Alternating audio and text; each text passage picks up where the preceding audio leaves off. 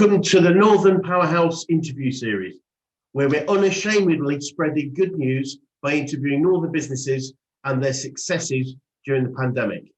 Subscribe to be notified of new interviews or click the link in the description to take part if you'd like to be interviewed yourself in a future episode.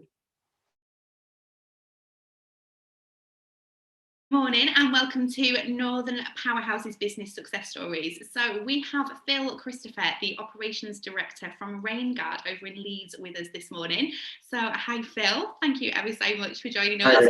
Hi. So if I can start off by just asking you to introduce yourself properly and tell us a little bit more about you guys over at Rainguard and what you do, how you take care of your clients. Yeah, no problem at all. Well, Rainguard's actually one of our brands that we go to market with. So we're a company called Harrison Thompson. We're based over in Leeds 12, in Leeds obviously.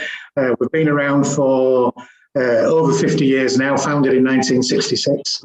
I'm Operations Director now. Broadly, that's a sort of grand thing. I'm just one of the main board directors here. We go to market under two brand names really. One is Yeoman Shield and one is Yeoman Rainguard, both quite diverse in their product range, but both allied to the building industry. So to explain a little bit more, so Yeoman Shield is our sort of big brother in the business really. If we were to split the business percentage-wise, Yeoman Shield would be about 85% of the business and Yeoman Rainguard about 15% of the business. Equally as important. Yeah. As its own lovely little niche. So Yeoman Shield broadly is a range of wall protection products that are used widely in the healthcare industry. So we supply most of the NHS organisations around the country, together with care facilities, private hospitals, that type of thing. Also involved heavily with education and also into retail as well. So some of our biggest clients are people like Morrison Supermarkets, all the NHS organisations around the country. Those are where we supply our products. And these products basically designed to stop impacts, damage from footfall and vehicular traffic to the fabric. So both internally and externally, but primarily internally. Very decorative, high performing, fire safe, which is obviously very vogue at the minute, for both walls and doors. And we have a number of innovative designs that we have and promote within there. Lots of different colours to choose from, so architects and interior designers can go wild with their, design thoughts. We can help them to do that. And we supply that material throughout the UK and reasonably extensively worldwide, though not as much as we used to do, given the financial constraints worldwide. In terms of Yeoman Rainguard, that is completely the opposite end of the spectrum to that really. So Yeoman Rainguard is a range of rainwater products, so in simple terms, gutters and downpipes, where we have a range of those in a variety of materials, from aluminium to cast iron to fiberglass to copper to a whole range of property, be that commercial property, be that to house builders. A lot of what we do is to the self-build market, so it's your grand designs type project. You're building your dream home, whether that's a multi-million-pound dream home or a very simple 3-bedroom, detached or bungalow or whatever. We have a product that can do that, and we help people on the journey to doing that to best fit, the product that we do. So, one of the things that I mentioned to Vicky before, coming live on air was that diversity of marketplace, both in product and market, really helps us to be able to sustain a healthy business. So if one is having a little bit of a lull, so let's say the healthcare is a little bit quiet, there's some uncertainty, funding's perhaps there, then our retail sector will be going very well. If the retail sector's gone a little bit quiet, and that can be very seasonal, then our educational sector might be going very busy. It might be summer or something like that. So we're into schools, we're working out of hours, we're getting the schools sorted out. So, we're very fortunate. The one consistent is the Rainguard element, which is always nice because that happens all year round. People are not bothered whether it's snowing or sunshining. They're going to build houses, 365 days a year. So, we are fairly lucky there, but, having that diversity has been very good for us. I think one of the other things that's been, really helpful to us as well is having a strong supplier base. And we've always prided ourselves in having really strong supplier relationships. We're very pleased, in some way honoured, I guess, to have, supply partners who've been with us a long time, ones that we'd almost call friends as much as you can have friends within business, is that we know and trust them and they know and trust us, so that we can have an honest, open relationship. And I think that's really important. And again, before I was saying to Vicky about the whole relationship thing, and that was something that was drummed into senior managers by our chairman, who's no longer with us now, sadly, but he said to us, we don't have customers and suppliers, we have relationships with other companies. And I think that's quite a nice, little thing to resonate when, whenever you're just thinking, you're not just customer focused, you need to be supplier focused as well. We try to the best of our ability to do that most of the time. We're not a perfect company by any stretch of the imagination. We will have customer challenges, we will have supplier challenges, but I think by keeping that, sort of level head, being quite, focused on maintaining that relationship tends to get you the best out of every relationship that you have. So that's what we try to do. It's worked well for us as a model. We know where we are, we can plan, we can be strategic, we know where we can be, short term, medium term, long term in terms of our supplier base. And equally that enables us to plan to our customers as well, particularly price wise, that we can be, that we can be stable, we can forewarn, and we can plan and open up opportunities, by being strategic that way. So, I think that's quite an important thing, for us really. We are certainly having some challenges now, with Brexit and international trade. The greater majority of our products are UK made. However, some of the raw materials that make them UK made come in from overseas to our supply partners.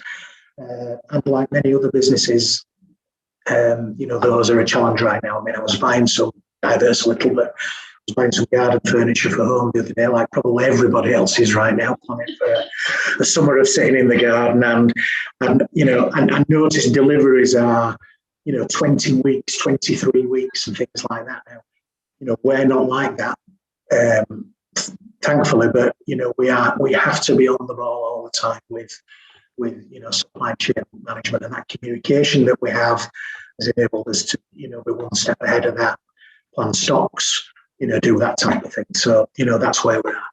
Okay. Brilliant. Does that give you a little idea of where we're at? Okay. And I suppose a little bit more. We've been here. We're on Whitehall Estate, as I say, it's 12, so not far from the motorway networks. We've got a fairly largest property portfolio here. Oldish buildings that we've had to refurb. Probably not the ideal setting that we would like. We'd love a pristine big shed that we could, wander around with forklift trucks or whatever. We've not got that. That's one of the challenges we have. But we own all the buildings, which has been nice. We tend to employ, most of our people from the local area. We're very community driven here. And that's been really good, for us.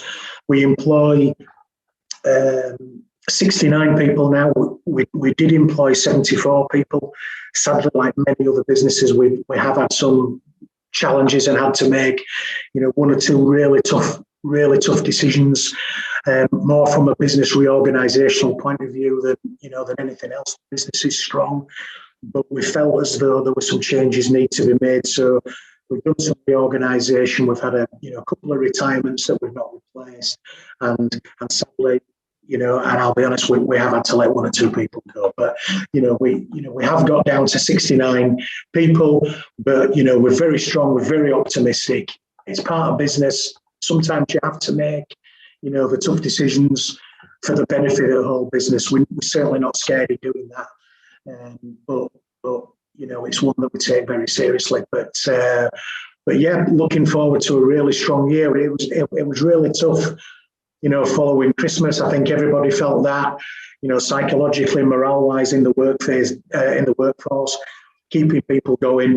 But I think, with the light at the end of the tunnel now, we're seeing that business seems to be coming back really strongly. In such a having to put overtime on and various things, that's always a good sign.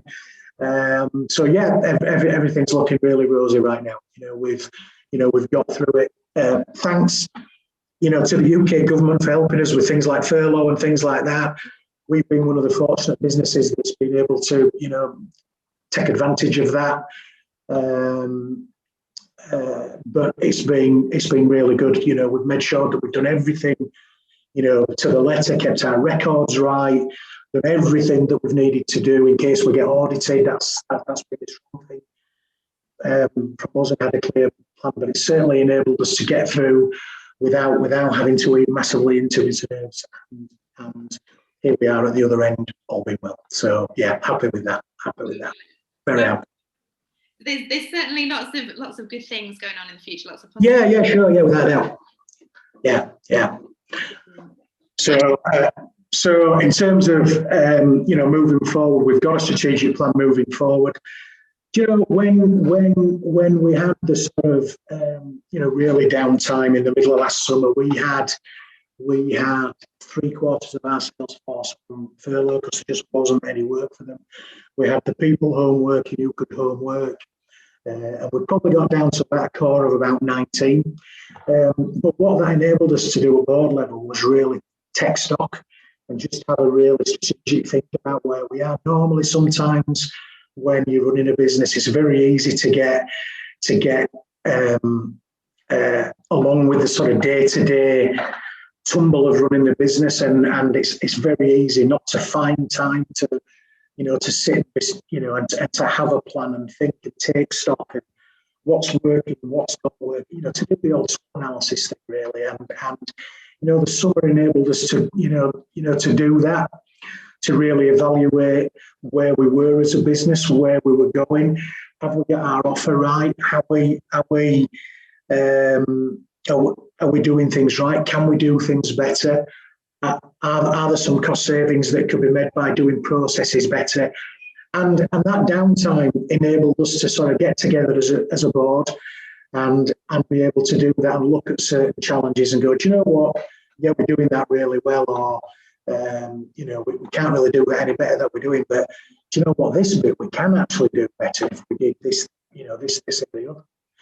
And one thing we're not frightened about doing is getting help, because I found, and I've worked in this business for 36 years, so it'd be very easy for me to become very blinkered in my view, because I don't know a great deal else really, other than life before this and other people that I know in my business network. So it's very important for us to get advice from other businesses. So people that we know will sit and talk at various levels. Well, how did you do that? How did you face that challenge? Oh, well, we did this. Do you know what? That's really good. How can we apply that? To how we've been done. So that whole networking thing, not sort of much, going for breakfast with somebody or whatever, just catching a phone call with a supplier or a company or even a customer that you deal with, and that's been really important for us. So we've been able to, to sort of look at that. We've talked heavily to our accountants have been really good. we go to, our health and safety advisors, our HR advisors. We're not big enough to have those in-house, so we go externally. How can we, this whole COVID thing, so we talk to our health and safety advisors, right, how's best to do that? What can we do to that? What do you think to this? Have we done this right? Well, yes, we have, but have you thought about doing that? Okay, that's a great idea. So we'll do that. So what we try and do is just build in a whole range of ideas coming in, and then assess those and see what's worked for us. And what that's done is it's given us we've almost pressed the reset button, which has been really quite nice, and it's given us a fresh outlook, and I think a fresh direction of where we want to go. So actually there's a real positive come out of this COVID thing, such as that we've been able to do that and get a clear vision for where we are going forward. So much that we're developing new products now, the way we're going to market, we slightly changed. We were heavily salespeople orientated, going out to visit. Lots of time wasted sat in cars. Lots of time wasted. Not being productive, not for the want of not being productive, just you're not allowed to. And I think what we're doing now, Zoom calls, Teams meetings, whatever, that's now become the new norm. And that's opened up an opportunity to us. We can talk to our customers now without having to travel for 4 hours, and we just feel that the time we now spend with our customers is more valuable. It's more to the point. Yes, there's always a time for, oh yeah, did you watch the game last night? And what about Bake Off and whatever else that you do? And that's all part of building a relationship, isn't it? But what we feel is that, that company that you might not be able to go see very often are now more willing to take a call, because you can almost put a window on it, and therefore you can get your, the message that you're wanting to get across, quite easily. So, and that's been an eye-opener for our sales teams, the way that we can do that. And yeah, they're working more productively now, we think. They're getting more out of their day, and and in some ways we're also engaging with each other better as well, because it's very easy to let the people who are remote from your business, who work from home, for example. And in our business, we have 11 of those.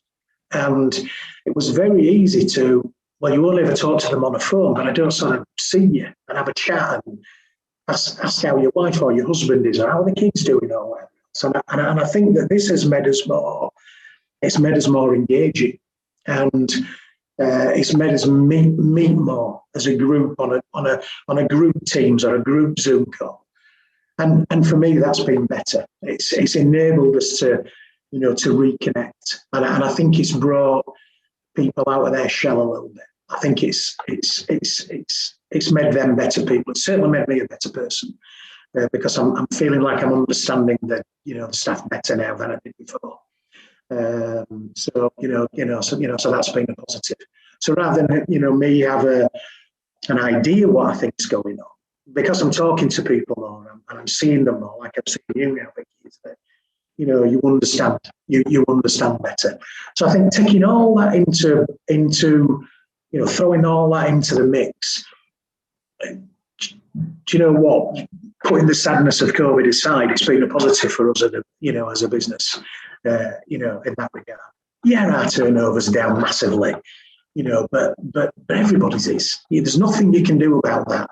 But we're here, we're strong. Our markets are still there. We're one of the lucky industries that our markets are still there. And I've every sympathy for those whose markets are, diminished or struggled or whatever else. It's heartbreaking. But we're okay. We've pressed the reset button, and we geared up, ready to attack what the next 3 to 5 years are going to give us. So, on that score, I've always been a positive person, and I think that's and we are here generally. We have our ups and downs, but I think generally we are. There's always a positive side to put onto something. So yeah, looking forward to 21 and 22 with with a good deal of excitement, I think. Amazing. So, I mean, you've talked so positively there about how you've kind of taken what was a completely, I know everyone keeps saying the same word, unprecedented situation. Yeah. You've flexed your style and adapted your style as a leader and yeah. engaging, and you feel you have these, such strong relationships with the members of your team. Now, I know from chatting with you that you guys have a really fantastic outlook in terms of how you take care of your people and relationships and the sense of responsibility that you have to them. Can you tell us a little bit more about that? Yeah, well, I think it's just really born from our former chairman again, really, and as such that he taught us some core values, what that he thought was strong when building a business, and I joined this business as a 21-year-old. So I'm giving the game away now. I've told you I'm nearly 60, so I'm 57. So I've been around a long time. I came in as an office, just an office junior, and I've worked my way through the business through hard work and some opportunity. And here I am sat at board level now. So that's where we are. But the core values that he taught us, we've always maintained. But I think it's also just new isn't always better, but embrace what's new as well, and try and just evolve as a business. So one of the things he always said to us was he said, Phil, remember, however many employees you've got, it's not just those employees you've got. So we've got 69 employees now. But in real terms, you've also got the responsibility for their wives, for their husbands, and for their children. Because the decision that you make about your business and their livelihood has a greater impact.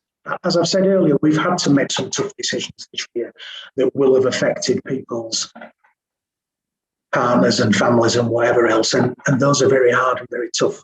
But what we do is I think why I've developed as an older manager or director now is to try and have that 360-degree view. Is before I make a decision, try and think about it from a number of different perspectives, not just the one perspective that you're seeing it from right now. How is it perceived from the other way? So, somebody's good news is generally another person's bad news. So how can we manage that? Is there a better way of doing it? So I think having that empathy and understanding, your workforce, it's very easy for me. I walk around the business every day. I say hello to everybody. I try and go into every department every day and say hello. I think that's just common courtesy. As a manager, go and say hello. Show people that you care. How are you doing? How's the family? I know your daughter wasn't feeling very well. How are things? Try to do that. Not saying I'm some sort of saint or angel or whatever. I just think that's good manners. And I think good manners go a long way. I was always brought up to have good manners. And I think we've tried to do that. Look, we do have fallouts within business from time to time. People do knock heads. It's life when you work. You see your work colleagues probably more than you see your family. So somebody's going to get on your nerves at some way, and I try and come in between if somebody's having a problem. Because departments, and I don't know if other businesses find that, but we find that sometimes departments can become very, very insular sometimes, and it's all about them. So our estimating team might be what it's all about us for, and our contracts team might be about those, and our warehouse team. And what I see my role is making sure that those teams work together, because they've all got their own challenges, and part of that is making them understand each other's challenges and not having that blinkered view, having that 360-degree view. So yeah, we do, like any business, we'll get our ups and downs, and people will have a bit of he's doing that and it's doing me head in and blah blah blah.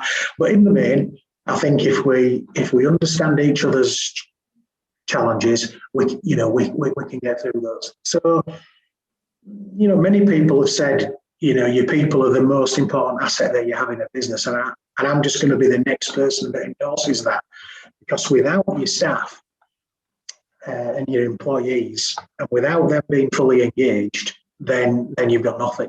But if you have that, and I think if they know that you've got their back, and they accept that you're going to make the odd mistake along the way, but if you're willing enough and bold enough to put your hand up and go, do you know what, I got that wrong.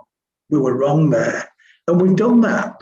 We've done that during COVID, yeah, we got that wrong, but we've learned from that, so we're going to do it better next time. I think if people see that you've got that degree of honesty and got that degree of sort of self-awareness, that it goes a long way. They'll cut you a bit of slack as a manager or as a director or any type of lead. And I think that's worked well for us. So in the main, yeah, really happy workforce. And I think that's proof in the fact that with a lot of people who are on gold watches here, with a lot of people, we reward people for long service. So they get extra holiday if they've been here a while. With a lot of people who get a lot of holiday when they can go, which is nice. But yeah, so yeah, we don't have a great changeover in staff. I think that speaks volumes, really, to be honest.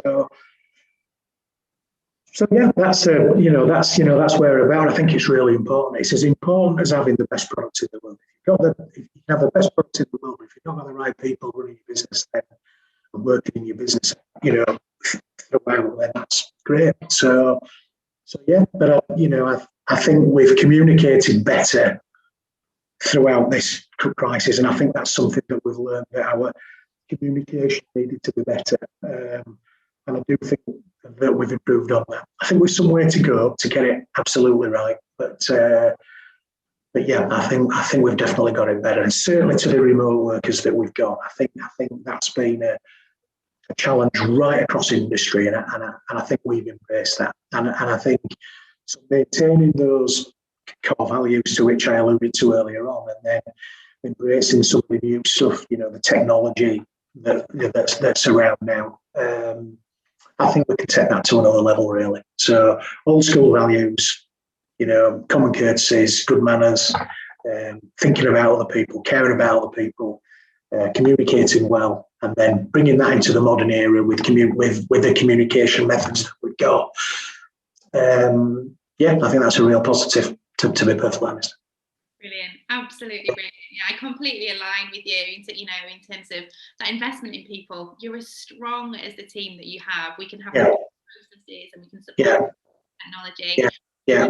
We need the best people. We need to get the best out of them, to provide an environment and a culture for them that enables them to thrive. And it certainly sounds like that's exactly what you guys. Yeah, I think so. And I think things like training, which has never been our strongest suit, to be perfectly honest with you, because of the niche markets that we're in, they don't sort of lend themselves to sort of broader training schemes. But yeah, we're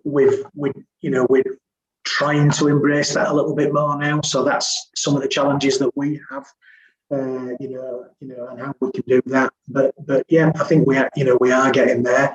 One of the challenges that we had was that we were a slightly aging workforce, which is a good thing, but it can also be a bad thing. So, we've got people, we've somebody who works for us is 78. It's brilliant, absolutely brilliant. Didn't want to retire. We didn't want him to retire, but he's our guru in our workshops now, and he's shielding at the minute. To be fair, we're looking after him, but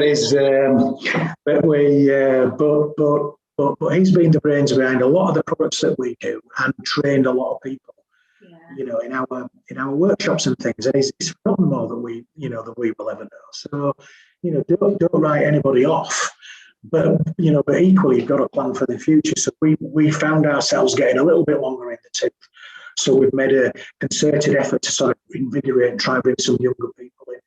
Not just because we wanted some younger people in, to bring fresh ideas as well. The ideas that they're bringing, the speed with the work with technology is really refreshing. And they go, "Hey Phil, you do know you can do that, don't you?" And I go, "Oh wow, oh yeah, brilliant." So and it's really good. So you've got to take everybody at face value, and I think the youth of today are brilliant, and we've got some great young people working for us now who've got some really good ideas, really strong ideas, and have helped push us forward. So long may that continue. Long may that continue. Fantastic. Fantastic. So what does the future hold for you guys? What does the future look like? I think the future looks really exciting for us, to be perfectly honest with you. We feel as though we've got a range of products that have still got somewhere to go in the marketplace. We're developing some new products because of our reset.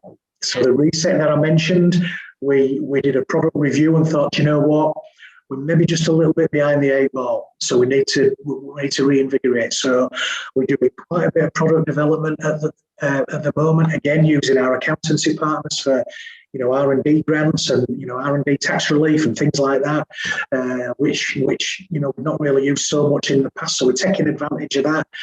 So developing new products, the way we're attacking the markets, new and exciting for us, and that's going to open up new markets, particularly with the new products that we've got. We've done some training in as such as that quite a lot of our operatives now are all trained to FIRAS, which is to do with fire, for fire doors and various things. So that's a real growth part of our business right now. We're giving a lot of advice about fire doors and fire safety on that type of thing with the wall protection. And that's sadly, because of Grenfell, that's an expanding side of the building industry. We've tapped into that with our previous expertise, so we want to pass that expertise on. That's been really well received. Suffice that we've now set up a specific fire door division to enable to do that. So that's a real growth market for us. So again, you can see that diversity that we're trying to get to make sure that we've got all our bases covered. And then just looking at our supplier base, making sure that we can address any of the international challenges that are coming over the coming years, which we think we've done. So yeah, we're well placed, we're excited. It's just a question of going out and doing it now. But lots of opportunity for us to take this business forward. Well, first and foremost, getting back to where we were. We'd had a record year 2019 into 2020. Obviously last year we're here, we've survived, great, and now we're looking to get back to that level and then to kick on again. So yeah, exciting challenges. Everybody's up for that massively, and yeah, some exciting stuff going ahead. So brilliant. Good. Brilliant. And the final thing I'm going to ask you is, as you look back over the last 12 months and yes, navigating COVID and taking care of your people, the adaptations that you've made, the new opportunities you've identified, to emerge in such a positive and strong position, what do you think is the biggest thing that you've learned over the course of the last year? Getting advice. And I think you can do it all the time. So don't be frightened to go outside of your organisation and get advice where you need it. There are lots. It doesn't matter how big your company is, whether you're a small, owner operator, or whether you're a 3 or 4 employees, 20 employees, 50 employees, or 70 employees like us. There is always good value for money advice out there that can really help your business move forward. Don't be frightened to get it. And can I have one other one as well? Yes, you can. And that's just talk to your employees all the time. Just understand them. Find out what's working. Find out what's not working. Find out if they've got any issues, if something's troubling them, if something's worrying them. If you find that out, you'll go a long way to getting things right, because a happy employee is a really good employee in my view. Absolutely. I couldn't agree more. Phil, thank you so much for chatting with us and for sharing your experience last year and it's just fantastic for you to share it with us and for us to be able to share it with our network. So thank you ever so much. We really do appreciate it. No problem at all. Thank you for having me. Thank you very much, Phil. Take care. Thank you. Thanks for watching. What was your takeaway from today's interview? Please post it in the comments below and subscribe for all our upcoming videos, or click for the next video here.